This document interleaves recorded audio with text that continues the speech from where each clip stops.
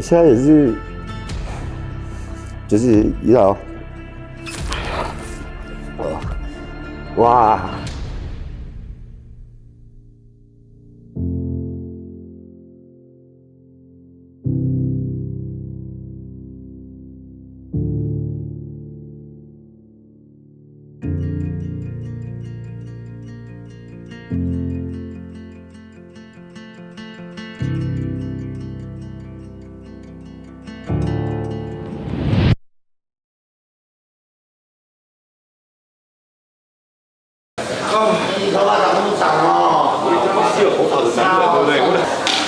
镜头早安，我们今天要干嘛？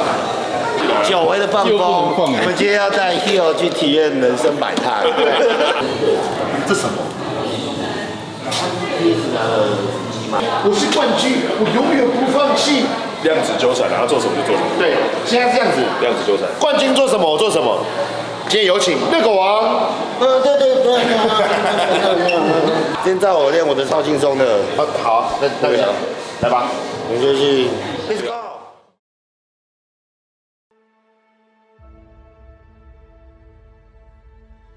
应该是这样讲，就是对台湾对运动这件事情，其实我都蛮失望的。台湾不管是在这产业还是在其他的运动方面，对我个人感觉是台湾在重视体育这件事情上面是没有这么的完美了。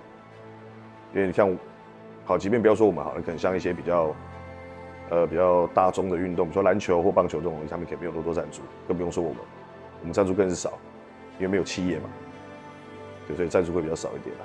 所以有没有失望是有一点啦，因为赚不到什么钱。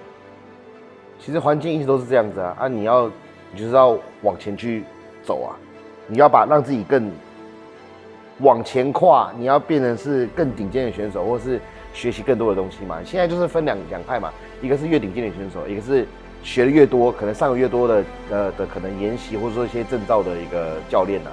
那这两派都是往上走，那淘汰的都是不想往上的人，所以环境都是在那边。那重点是在你要不要往上。现实问题，钱，对，就真的是现实问题，就是完全的现实问题，就是钱方面的问题。他站上舞台当然是大家随便都可以站上舞台，就是对于选手来讲的话，除非你自己你要很鲜明的人格特色，或是你有在经营一些自媒体或是什么东西。如果你就选手这个本质这个层面来讲，很难有一个什么金援或是比赛的一个支持。上了奥赛之后的话，当下当然是开心啊，要完成梦想的感觉啊，然后接下来就想干，我要去哪生钱出来，从突然很快乐，突然变很低落，对我来说最大的问题都是在钱。啊，那其实就是我自己白目啊，我以前太专注在比赛这件事情上，所以变成说，我工作纯粹是为了支持我比赛。所以我准备的那些钱，就是我赚的那些钱，就是为了这件事情而已。所以我也没有说特别留多少，我要之后过生活什么的，没有，全部往里面丢。对，所以对我来说，可能就是我自己太专注了，然后搞得其他事情都做不好。维亚比赛要花很多钱，就是你看，我们光要前往美国，然后要住宿、要拍摄、要干嘛，请一堆人，那我们要花的钱就很多。对，我们原本以为我们上奥赛之后，我们是有能力去改变一些事情的，甚至做到一些可能可以比较有盈余的去做这件事，或是可以拉一些赞助或什么。但其实讲白一点，就是到我们这个阶段了，我们已经算是在健身圈过得比较幸运的人了。对吧？但其实我们对于要去美国比赛，开销支出这些东西，对我们来说，还是一个超级大的负担的。也更不用说其他人，对啊。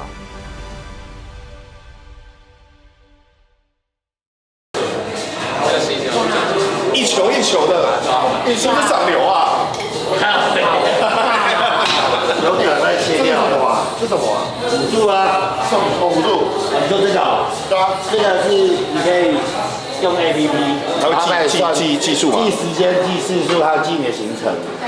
它的行程哦。对啊，但我是不用这种科技的东西的。你不用科技啊？我不用科技，你没有科技，我是自然的选手。真的吗？我是火部啦。我想说要不要拍一部片，架2个脚架？白痴，这个不能播吧？对啊，好猛！我很大，第一次跟奥赛选手训练，哇，这是我这辈子第一次跟奥赛选手训练。没有跟奥赛选手训练过。啊，连成名的不要忘记我们啊！我现在不是带你们一起吗？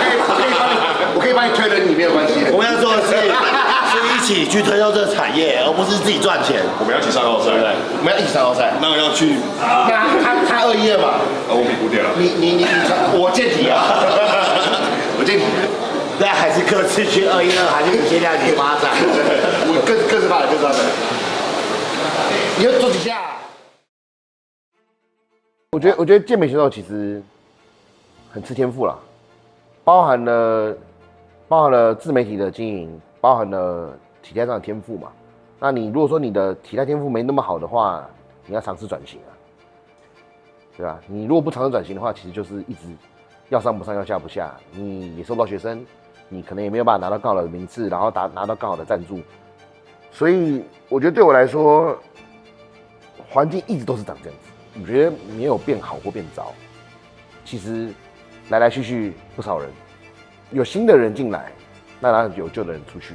只是可能我们待久了，所以会看到一些比较年长的人，或者说一些可能不得志的选手就默默就退场。对，可是新人是一直在进来。那你说环境会变好，其实我觉得还好，我觉得没有变，对，钱一定是最大的啊，没有钱什么都没有啊。你也只能够教课啊，对你没有其他的选项，你只能够认真的去教课跟赚钱。那像，如果你今天没有一定的经济能力，我就不会建议你一定要去比赛或干嘛。你可以比个1场2场，我觉得 OK。但如果你想把它当成你的事业的话，我觉得不是一个办法跟方式啊。所以你看现在比较顶流的也就那几个而已，对吧？然后卡有钱吗？也很多 pro 选手没有过那么好。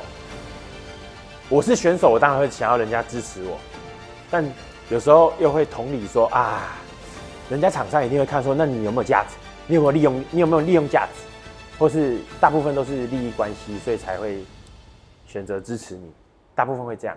所以，我当然会觉得希望大家可以多多支持运动员，但有时候又会不知道这个很复杂，这心情很复杂，不知道该怎么去。对，因为毕竟是台湾现在就3个嘛，之前的明杰，然后我跟热狗。现实面就是大家还是会关注在你的流量能不能变现之类的嘛。那我就是之前没有在经营的人，因为我只管我的比赛，所以现在就变成说我的窘境就是没有这个头衔，但是厂商不觉得可以变现。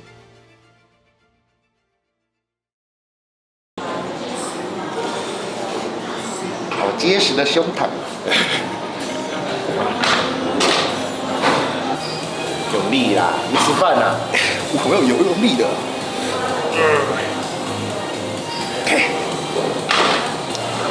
在家？不记得啊，怎么可能不行？白痴哦，完整的收缩。你为什么可以那么大啊？你怎么可以那么大？最大在那边。对，那是大哥。对啊，最大的是他。不要打了，拍纯正。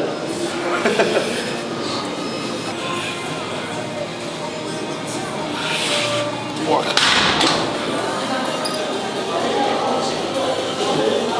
大。哦，这可能就是上奥赛在心境。还有心境啊，就上了啊，上了他心里知道吗？你们2个就是菜啦。我觉得上还好，上之前比较煎熬，上了没感觉，上了其实我觉得有一点开心，但是开心的感觉一下就没了。其实感觉像是当初我在拿卡那感觉，像是拿卡前非常强，但拿卡所有的实习赛都是亲自我去比。你会这样吗？如果拿卡的时候，有没有开心啊？你已经不开心了？没有，我没有拿卡当时什么感觉，你知道吗？我那个心境真的很像我那时候去越南第一场拿卡的赛的时候，那时候比较紧张，但拿卡完之后的职业赛，我就觉得算蛮轻松再上去的。也没差。对啊，就觉得也好像一个里程碑到，但我觉得不是一个好的事情。没有，我是没有这样感觉，但是我就是感觉就是中间要做的事好像结束了一样，然后所以我想要就觉得就是好像胜利没什么，因为就是结束了那1天2天，然后你全部要重来了。因为你要重新开始，对，要重新开始，所以你没有跟以前一样，你想说你一直在想哇，我拿到卡，然后就开心了好几个月，甚至1整年那样，就没有那个。因为你又开始捡到，对啊，又开始捡到。那你有想过一件事，如果这次比完成绩不好，你会想继续比？成绩不好就不好啊，你会想继续比？我要继续比啊，反正可以继续做这件事。对啊，因为我又不管所以，他们俩在认真。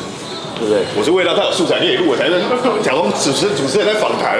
你太认真啊！要他得东西没东西给剪，乱太认真了，就他没来拍你，他在拍我跳舞。换你啊！我想要访问他一下。小明有2.6块，小美有1.8块，试问小红的妈妈几岁？谁会知道？你敢问我敢答？换你，换我了。对，最后一组了。健美这个是比较孤独的一个运动，我自己又要独自升等，那叫什么？那叫什么？我独自升级，那我就不会希望说就是有其他人，然后就是突然在我可能我自己很努力到一半，突然插进来，然后说，你的努力的全部是我给你的，我不喜欢这种感觉。所以对我来说，我觉得赞助商给不给，或是赛事方给不给，我觉得对我来说都是其次。我觉得应该要做健美选手之前，都应该有这个觉悟，就是你要生出一笔钱，然后出国比赛，那这笔钱就是要自己要吸收掉。对，像韩国，其实我就觉得蛮棒的。韩国他们的健美选手是很团结的，而且他们会有一个比较有名的、比较顶的。他会去带领其他的选手一起来冲这个流量，让大家一起做，能够赚钱这件事情。那再来就是韩国对于健美这件事情来说，他们重视程度，我个人觉得是比台湾高很多啦。不管是在于厂商他们愿意给的配，或者愿意给的钱程度比较多，其实就比台湾多蛮多的。所有选手最需要就是一个钱跟舞台吧。如果说讲到这一点，我就觉得应该是联盟那边要promote我们这边嘛，对不对？就是可能你觉得哪些选手他的流量比较高，会比较强一点点，那应该去常去promote他们，让更多人可以知道这个运动，对，而不是就是可能单纯就办比赛而已。你可以去办个什么活动啊，可能让大家可以看到这样，对，就是多曝光吧。我的期待就只有心灵层面。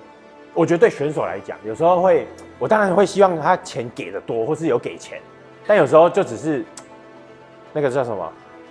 有没有说出来，或是有没有正视这件事情？因为很多可能会直接回避这件事情。有时候我们运动员不会期待说，你一定要给我10万、20万、30万，或是我一定要包吃包住干嘛的。但有时候你光一讲出来，就会很甘心的这样。我觉得可以，就是类似在打造一个明星运动员的感觉。去帮这些选手们行销，我自己是这样想的，就是如果可以的话，因为你要因为我自己也不是读什么行销相关科系出来的，大家应该知道我是电机出来的，所以你要我把我电机专业来这边用，根本不可能啊。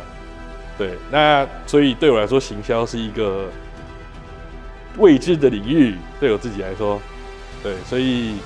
如果有人能帮我做这件事情，当然是最好。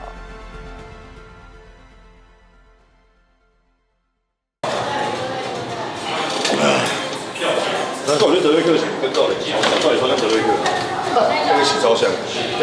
真的啦，我是认真的，我不是跟你情绪价值，我是觉得真的蛮像的。台湾德瑞克，台湾 Dick，台湾 Dick，德 Direct， 台湾 Direct， Dick， 台湾 Dick， Direct， 干要变成这样还要塞多少东西呀？我就不相信，我不相信那没塞，我不相信。也许人家真的没塞，这样我就觉得他真的塞，所以他塞头灌香肠，超奇怪的，对吧？他就灌香肠了，三头是没有问题。他在灌香肠啊。然后本来想呛他说他一定是练胸都代偿，用三头，就他胸也很大。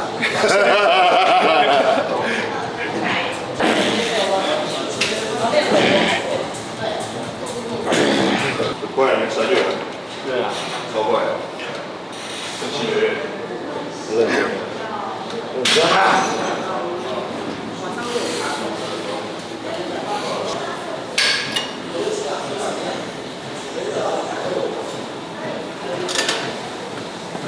最后一组，做完收工。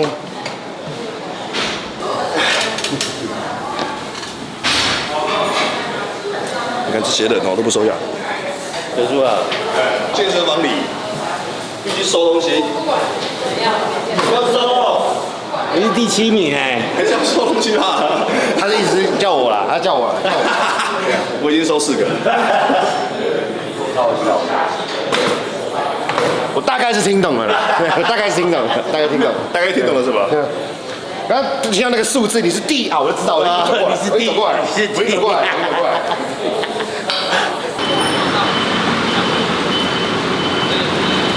现在蛮近的啦，其实蛮近的，是这个红绿灯很久，走走有氧啊。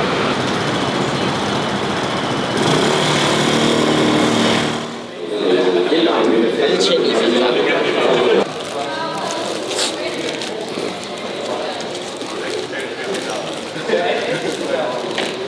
Subway eat fresh。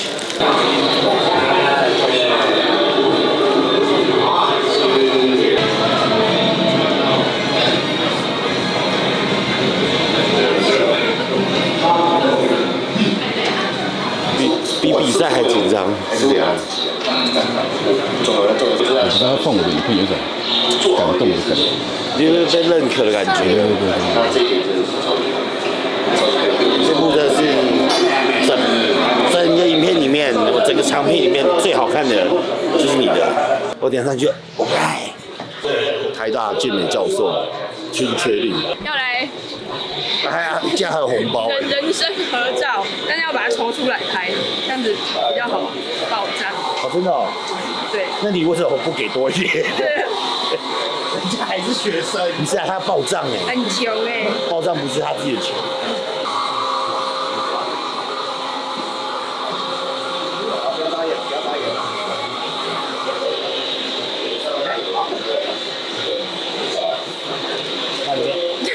拍个照就好了。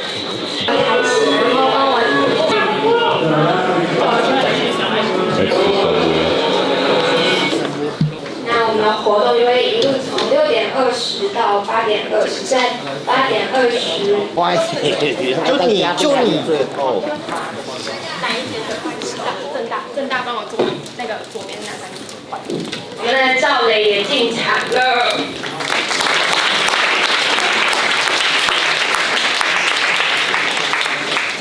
你是很久没演讲了？我很久没演讲了，上次演讲是比赛前。哦，我比赛前演讲的时候，我其实讲一讲讲到快哭。我去长庚啊，因为我还没比赛，快上台了，4、5周前。那时候有这么多人吗？没有，那时候大概1/3或1/4，差不多吧。我觉得满座。先热烈掌声欢迎热狗王进场。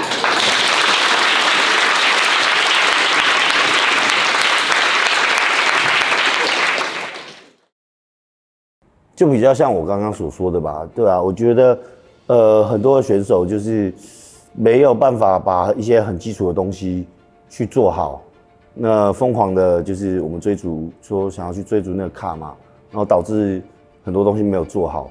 那这个发展情况下，其实大家都不会是这个环境不会很强，对吧？因为回归这个东西就不是一个比较像科技的竞赛，回归原本就是一个饮食训练这些东西的一个概念。那你很基本的东西都没有做好的情况下，我觉得大家都没有办法真正的强大，对啊，所以我就是某些部分吧，应该是也是蛮大部分的人，就是我觉得要换个方向，对啊，去思考，然后把这些基本的做好，才有办法，就是大家都真的有办法变很强。但是现在的环境其实比以前好非常多，而且有这个能力去帮助选手变好的人，其实也很多。对，有专业知识去帮你备好赛，告诉你要做什么，或是你缺乏什么，你不足什么，其实就开始这个一个产业已经开始越来越蓬勃了，所以那个专业分工也是越来越好了嘛。对啊，但我看到一个重点是，其实很多人没有办法去接受，就是可能是我觉得是没有办法去接受别人给予的讯息，或是他教的东西。我今天简单的说，我今天请个备赛教练好了，他告诉我要怎么做，对，但我没有办法去完全的信任这个教练，对，我有可能还是会有我自己的想法，我还是照我自己的方式去做。那如果一直保持这种想法的话，那你们完全不会，就是没有办法走出真正问题，你也没有办法真正进步，那就导致这个沟通可能是比较无效的。那变成说，我就觉得啊，你本来这个教练就没有料了，对不对？然后你没有办法让我进步，对不对？这很多的选手会有这种思维，对不对？所以我觉得应该要有办法。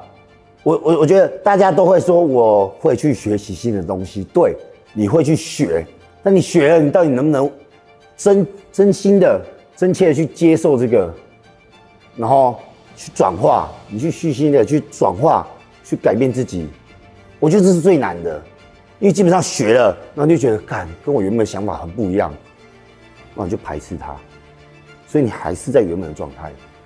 我觉得现在比较像是这样的状态。就是有一个状态是，哦，我现在很多厉害选手都是这样，我怎么变成现在这么厉害的样子？就是我依照我以前的模式嘛，对不对？我自己的模式，那他会觉得说，哦，我是这样子来的，所以我今天就算接受到一个我可以变更好的方式，我还是会觉得说，而且我做一做，我觉得跟我平常习惯的不一样或干嘛，那我就觉得还是我以前的方式比较好，因为他让我变成现在那个样子。但大家都没有想过，如果我换一个方式去调整的话，我是可以进步的更快、更好、更完整。对，确实是你以前的方式让你变好，但是你那个好，可能对于真正的明确的那个好来说还不够多。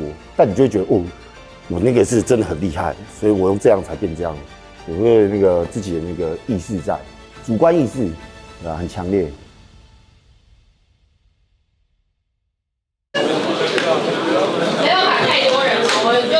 有几个人，我就会说名字，所以帮我。2号跟3号交换。Number 2 and 3 switch.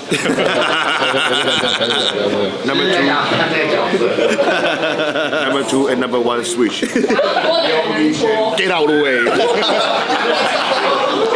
好，那我们这个环节就会想要请狗王来带大家一起 posing， 然后矫正一些动作嘛，比较有自信的人可以往前走。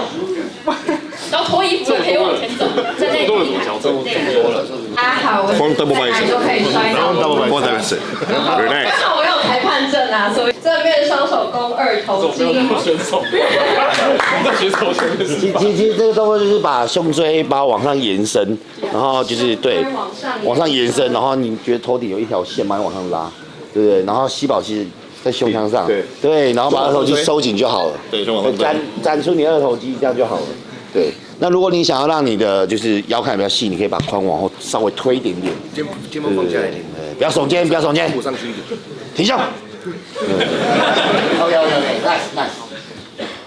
把你的背展开。对，大家可以做一个身体往后仰的动作，对，然后叉着腰，然后把你的手肘往前推就好了，然后往后推，对不对？这样就可以了。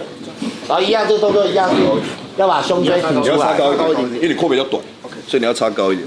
OK， nice。裁判们 ，Number 2 and number 3 switch。可以，很好。这个胸椎活动度要好一点。手拉起来。手拉起有，大家乐狗觉得大家做的怎么样？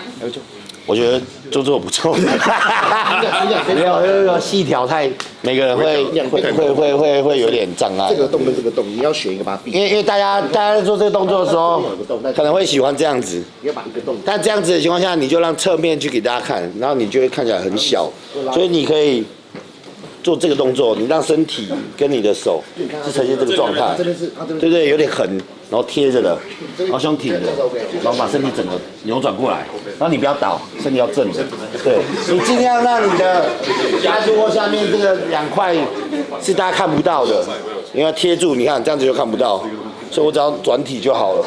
这个动作很简单，就是你先动腿嘛，你要下肢，你先把你的屁股就是一前一后，然后把夹紧，屁股夹紧，屁股夹紧，然后跟刚刚做正面双手二头肌一样，把你的背打开来，这样就好了。对，没错。所以一样，这个动作你的胸椎是挺的，对，然后大家都会用很大力，你会觉得越出力越大力，肌肉越大，没有？你大概用大概6分力到7分力就好了。你要呈现一个稍微比较放松的感觉，对，像这个同学一直在抖。你太大力了，太大力，太用功了，不行。放轻松，对，不要再抖了。好，很好。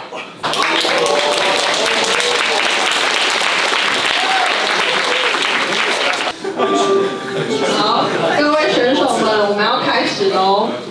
第一个动作，正面双手弓二头肌。Front double biceps。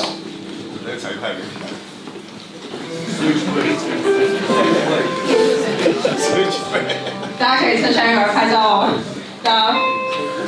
好，第二个动作，正面阔背肌 ，Front lat spread。Side triceps。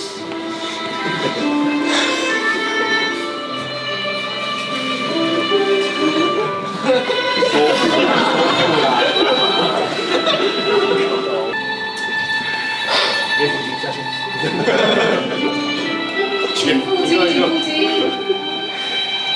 好，谢谢选手们。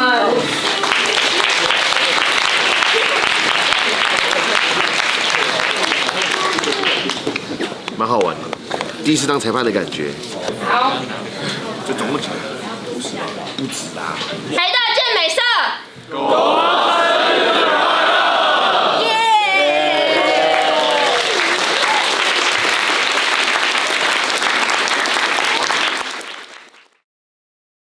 放弃这件事情的话，我在去年就在想这件事情啊。比赛前，去年比赛前就在想这件事情，然后甚至是比赛后，就是一想到要花一堆钱，又干，我到底要不要去比啊？对，其实比赛前、比赛后我都有想过，就是反正我已经拿到门票了，完成梦想了，感觉好像就差不多了，就这样就好。对啊，就是不会放弃吧，因为我觉得有一个东西是，我觉得是对我来说是蛮贴切的。那个说法是什么？就你现在在做的是你喜欢的事。就我现在在做的这件事，健美这件事，对我来说是我这辈子最爱的事。对，所以对我来说最难的事是什么？就是放弃这件事。我觉得要放弃很难的，你什么时候要放下，不去做这件事，我觉得是很困难的。我觉得对于任何人来说都是一样的，对啊。我觉得可能有些人会就觉得自己没有天分或干嘛的，然后最终选择站离舞台或者什么，就是在各个产业什么都有。但对我来说，我就是这辈子这么喜欢做这件事，就是很痛苦很煎熬，我还是要做这件事。但你最终要叫我放弃。不要去做这件事，或是你要问我说什么时候要退休这件事，看我不敢想因为我好像就是如果做这件事的话，我觉得比死还难受，对啊。然后我不知道，就是如果你要叫我退休，我有勇气去做这个决定吗？好像没有。对啊，我一直被我自己有点困住了，因为很纠结在这个上面是。我现在的状况是我随时都可能要被迫不能做这件事，或暂停做这件事，因为身体的关系。我知道。对啊，那对我来说好像是我没有办法持续变强或维持住的时候，这时候没有你，我觉得我就没有办法包袱太重了，再做这件事了。我会觉得我已经要退步了。我知道你的想法，你的想法就是我不管怎样，一定要再比之前更强，再比之前更强。对，我要变强，我要变好。但是你要想，你每个阶段的状态都不一样，身体状态还有身体功能不一样，所以你可以换个思维，就是说，即便你不能呈现出以前的状态，至少你可以呈现出你这个阶段最好的状态。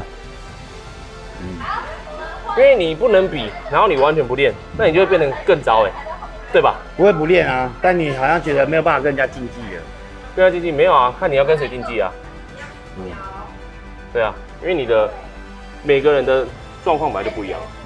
你不会因为你现在很努力赚钱，你就把你的财富去跟这个马斯克比，没有意义啊。你一定是跟你差不多社经地位或者是差不多水准的人比。那如果你40岁跟40岁人比，50岁跟50岁人比对吧？对，所以其实没冲突啊。我的想法啦，我的想法。对，我觉得有被打开的感觉，因为这件事是我觉得我每一晚，可能我很常都会晚上都会想到这件事。好啦，然后这样好了，你之后我就觉得我觉得不一样的想法，因为我就是卡住了。我为这些事，其实我一直在做准备的是，我要怎么心理建设？我告诉自己，好像差不多了，我要认清现实，我要开始用另外一种模式去看待健美。你太悲观，有时候不用那么悲观，你往好的方面想，你就想，即便我现在身体状况不能那么顶，那我就以不能那么顶的方式去呈现最好的自己，这样就好了，对不对？你不用向谁去交代为什么我不能那么顶，你就自己知道说自己现在是怎么样，然后可以做到什么样的状态就好了，对不对？好了，不要哭了。我真的是想到这个，我自己都会没有，我觉得自己要转念的，要一直转念，对，真的。有没有听到？苏文？说到情绪，对不对？当下是一个我觉得是我一个，就是我终于做到那种感觉，因为一直以来它是我的目标之外，它也是我的梦想嘛。就是这个，就是我觉得健美人或是职业健美选手的一个梦想跟一个目标，大家都是为这个目标前进。那我也是辗转，就是发生很多事情，然后一直煎熬到最后，就是看到一束曙光嘛，然后最后终于让我就是如愿以偿的时候，那时候有一个我要想呐，就是要怒吼那种感觉，我终于做到了那种感觉，对啊，然后我觉得在这个之前的那个在等待的时候，我觉得真的是最煎熬的，因为那时候就想说，其实站上台那时候大家还没颁奖之前，就觉得那个时候心态是这样。我现在是最好的自己，然后我展现出来了，我很开心，我很雀跃，而且我也很兴奋的可以跟这些1等1的选手去较劲。然后我发现，我被第一轮扣out之后，我就我是前4名 ，OK， 然后就站中间说，我在前2哦。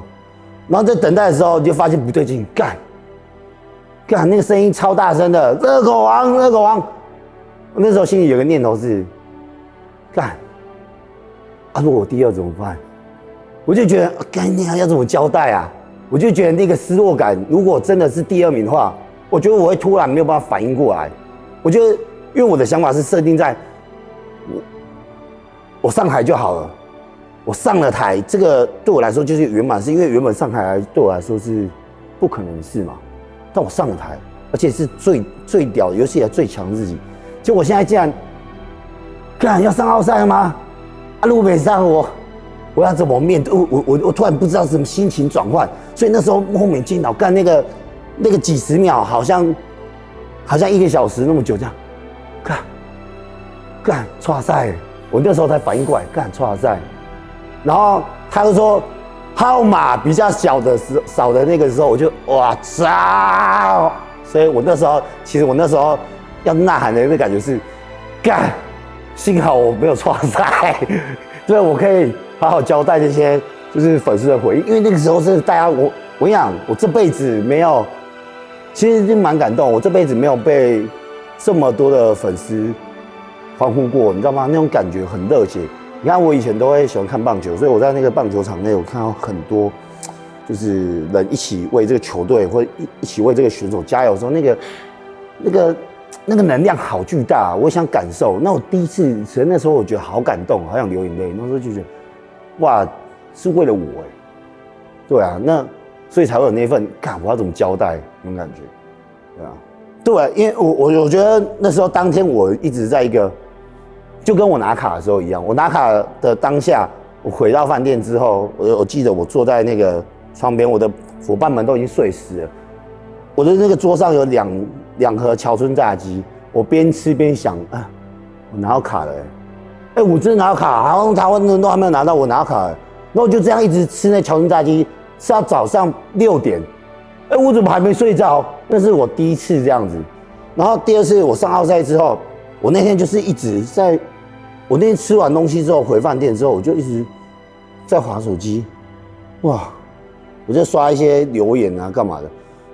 真的上奥赛了，我也是那个感觉，其实也是不太能睡着，你妈一直刷到3、4点，哇，就是好不真实的感觉，对啊。然后你要说真的有改变嘛？其实隔天之后我就知道说，因为我经历过这些东西，所以我知道台上的那个荣耀，就是在那一刻而已。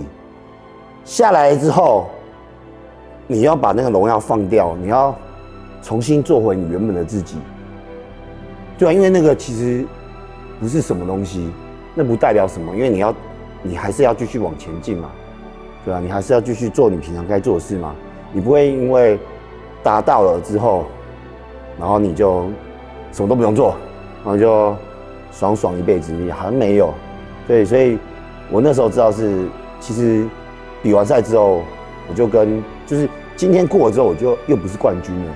就一切又从头开始，这种感觉啊，对啊，所以对我来说，对我生活来说，大家会恭喜我上奥赛什么，但实际上对我的任何种种，我觉得是没有什么影响，我甚至不会因为这样子赚比较多的钱，不会。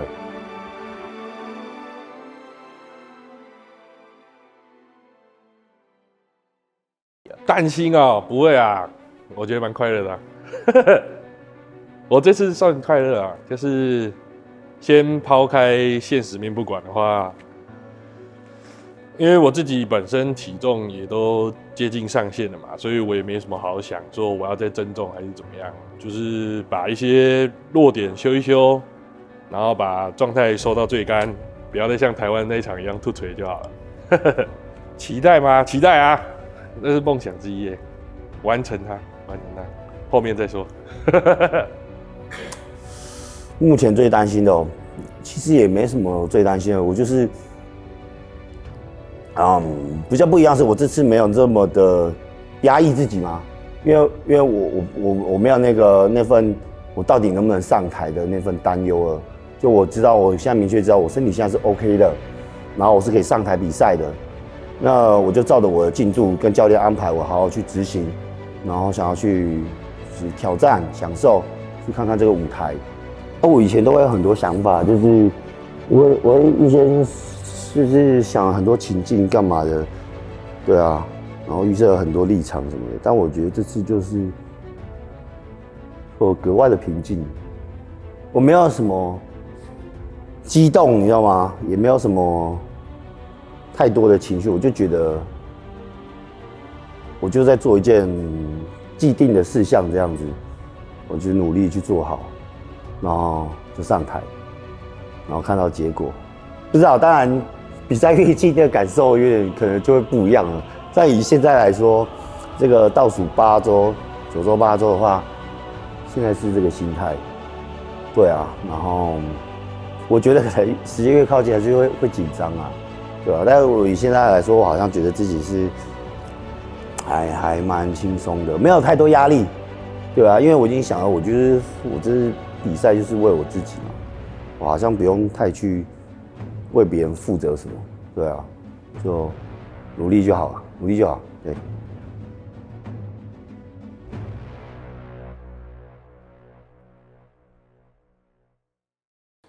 我总觉得他这个人不会有问题。对于奥赛这件事情来讲，我自己觉得他好像不会有任何问题会是问题。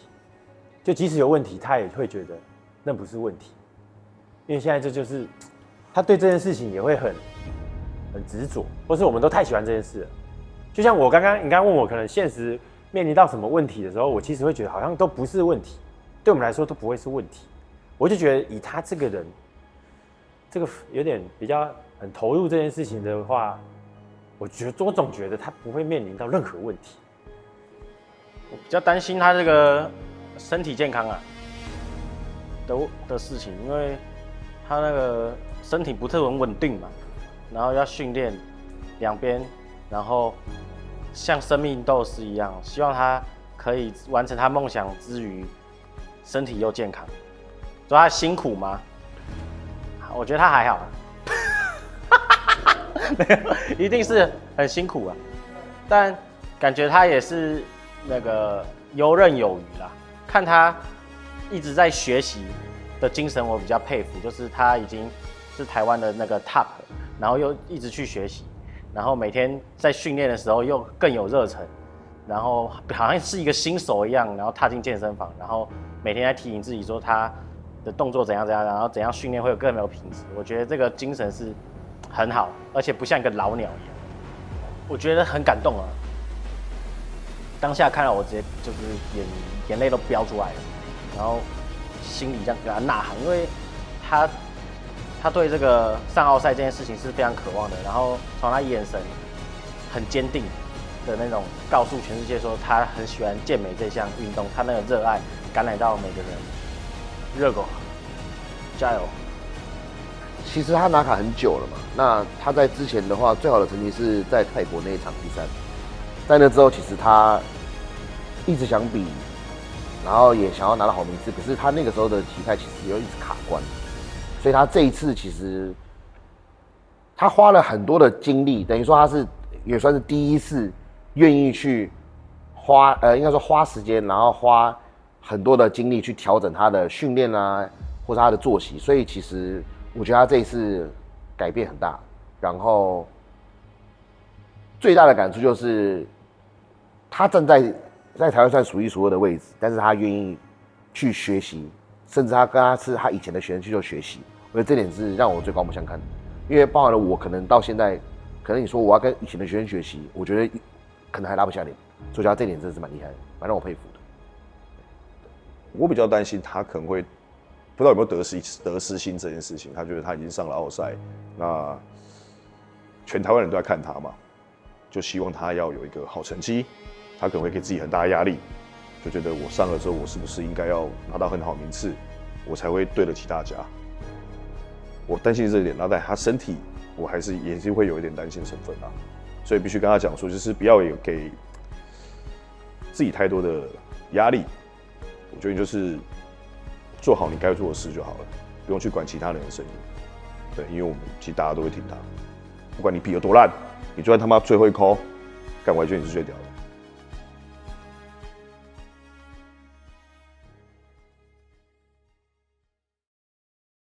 你现在对你要上台前的自己说几句话？干，现在这一点都不紧张了。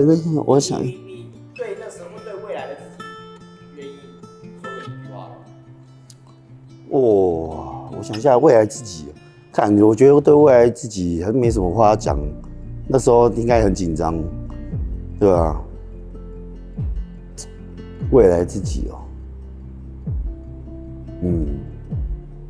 就你现在就不要太紧张，因为一定会很紧张。然后你现在完成的也不是，也不是单自己的梦想而已，对吧？